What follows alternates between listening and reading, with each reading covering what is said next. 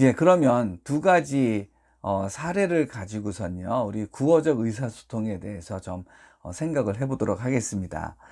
어, 그 어느 책에 소개가 된 내용입니다. 그 책의 내용을 제가 책의 내용은 책 제목이 제가 없어가지고 그 책 안에 소 제목이 뭐냐 하면 문화 간 커뮤니케이션에 나타난 갈등 양상이라고 하는 건데, 예, 거기에 한 페이지의 내용을 좀 여러분에게 말해주겠습니다.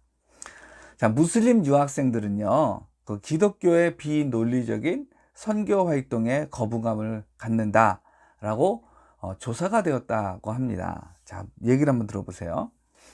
기독교인들이 교회에 나오라고 하면 신앙에 대해 말해야 되는데 일요일에 할 일도 없을 텐데 교회 나와서 밥이나 먹고 가라 라든가, 혹은 한번 놀러 와 라고 말한다.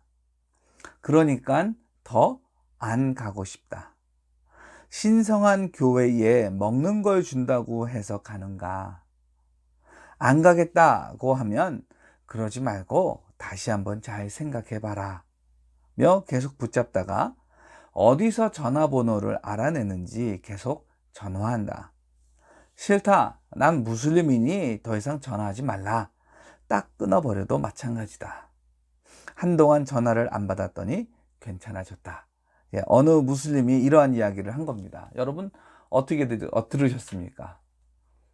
예, 한국 사람은 한국 사람이 하던 대로 하고, 그리고 무슬림은 무슬림이 하던 대로 한 것 같지 않습니까?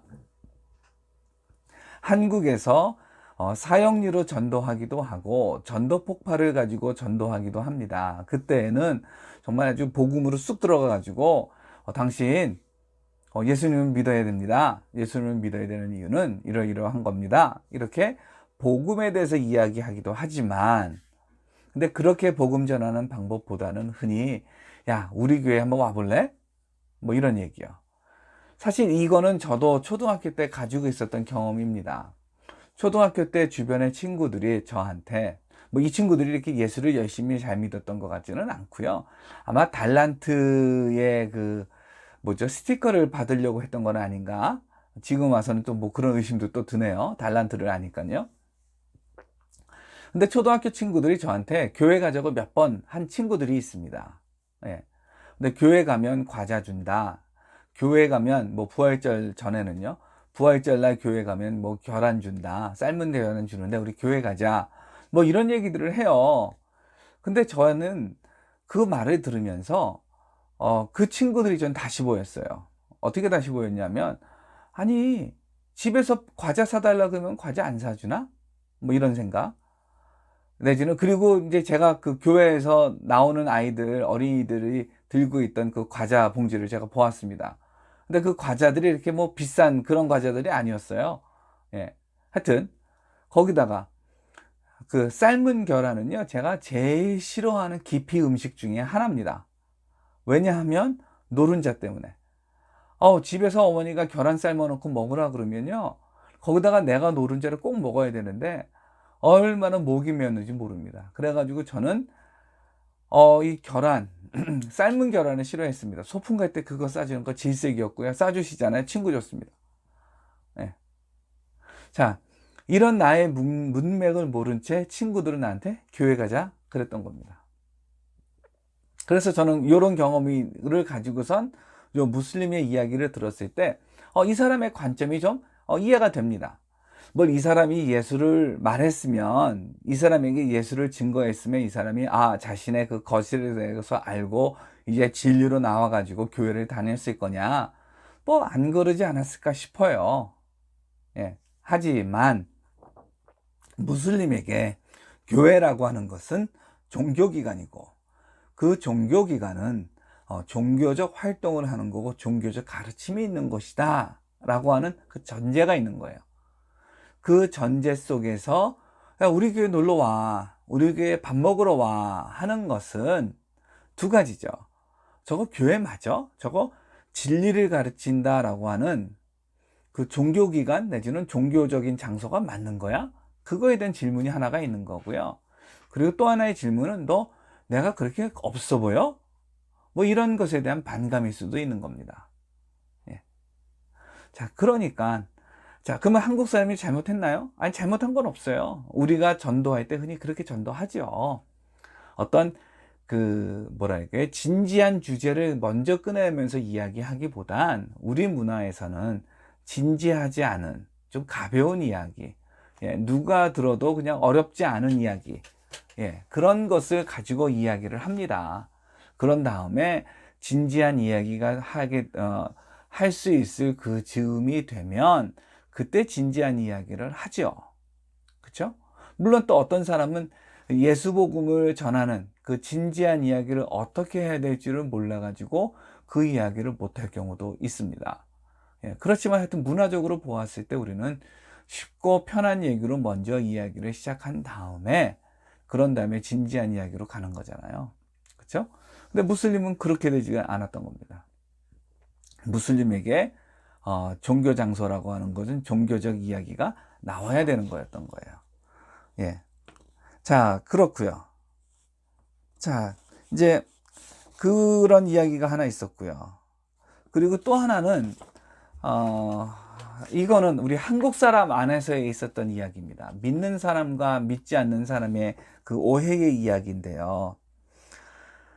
어, 그 다음 카페에서 어떤 그 카페에 있는 거를 제가 우연히 이렇게 보게 되고 그랬던 것을 그것을 이제 스크랩해 가지고 보관하고 있던 건데요.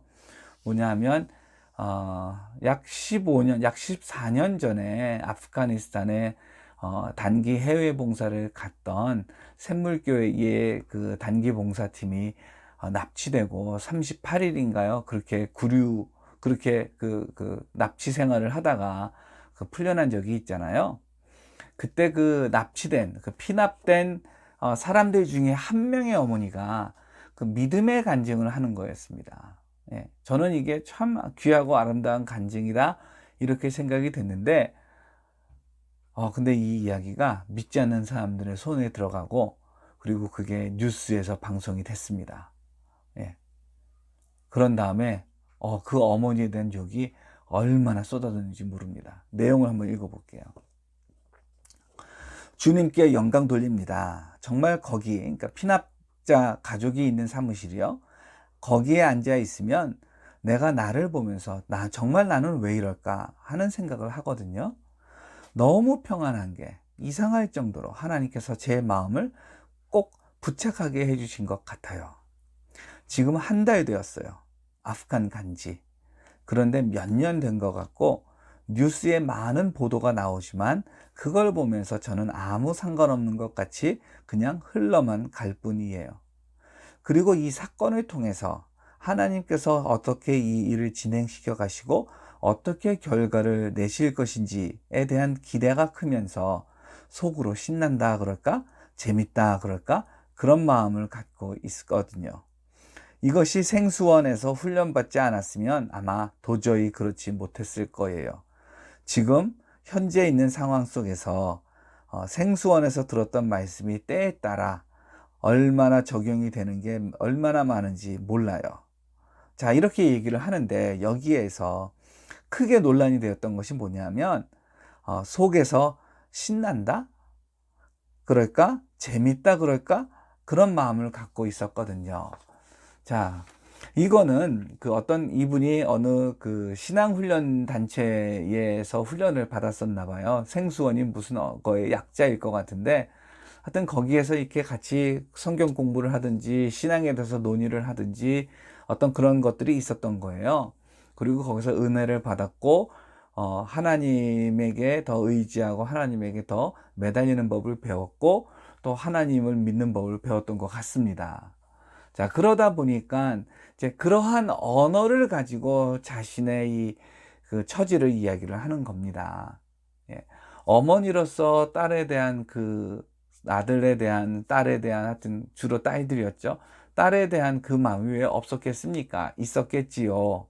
그러나 같이 걱정하고 있는 사람들 앞에서 예, 믿음의 이야기를 하고 있는 겁니다. 믿음의 관점에서 하나님이 하실 것이다 라고 하는 어떤 그 믿음을 가지고 이야기를 하고 있는 거예요. 그렇죠? 그러다 보니까 부정적이고 힘들고 어렵고 죽겠다 이런 말보다는 긍정적이고 하나님의 역사를 기대하고 하나님께서 해주실 것이다 라고 하는 그런 믿음의 표현들이 이제 나온 겁니다. 그러다 보니까 뭐 신난다 그럴까, 재밌다 그럴까, 뭐 이런 식의 표현이 나왔던 거예요. 사실은 요 표현 자체는 좀 너무 좀 지나친 거였죠. 예, 하나님에게 더 기대고 하나님의 역사를 기대하게 됩니다. 뭐이 정도면은 긍정적으로 많이 표현이 됐을 것 같은데, 예, 뭐 신난다, 재밌다 이거는 사실 이 상황에서 쓸 말은 아니잖아요. 아무리 그 기독교인 안에서라도요. 하여튼 그럼에도 불구하고 저는 이렇게 믿음으로 저렇게 앞으로 나아가고 계시구나 뭐 이런 생각을 했습니다. 그런데 이건 누가 동영상으로 찍은 거예요. 그리고 그 동영상이 카페에 올려져 있었던지 아니면은 인터넷 카페에 올려져 있었던지 아니면은 하여튼 누구 손에 들어가 이게 돌아다닌 거예요. 이 동영상이. 그리고 이게 우리 공중파 방송 뉴스에 탔습니다. 예. 난리가 났습니다. 예. 이거 뭐 이 사람들 뭐 제정신이야 아니야 이 말부터 나라들 우리나라 우리 정부 저 사람들 살려주는 거 손 떼 뭐 이런 말. 저 엄마가 저 정치 뭐 이상해. 뭐 엄마가 뭐 저렇게 말하니 딸이 저렇게 됐지. 뭐 하여튼 다양한 이야기가 엄청 많이 거기 있었습니다. 자, 이 말이라고 하는 것이 이 장소에서는 선한 뜻이 선하게 전달될 수가 있습니다. 근데 그 똑같은 선한 말이 위에 그 장소를 바꾸게 되면 똑같이 선한 말이었는데 선하게 들리지가 않고, 그러니까 왜곡해서 들리는 것이 아니라 그냥 왜곡이 되어질 수도 있는 겁니다. 물론 어디에 가면 그냥 왜곡을 시키기도 하죠, 듣는 사람이요. 근데 선한 말이 선한 뜻으로 제대로 전달되는 경우도 있지만, 예, 아예 다른 환경으로 가면 왜곡이 되는 거고요, 그 자체가. 그리고 경우에 따라서는 사람들이 왜곡을 시키기도 하는 겁니다. 예. 자, 얼마나 안타까운 일입니까? 예, 참 많이 고생을 했었죠. 자, 우리가 말을 할 때에 우리가 지켜야 될 것이 있습니다. 그거를 그 그라이스 맥심이라고 하는 것인데, 그 그라이스 맥심에 대해서 우리가 또 생각해 보도록 하겠습니다.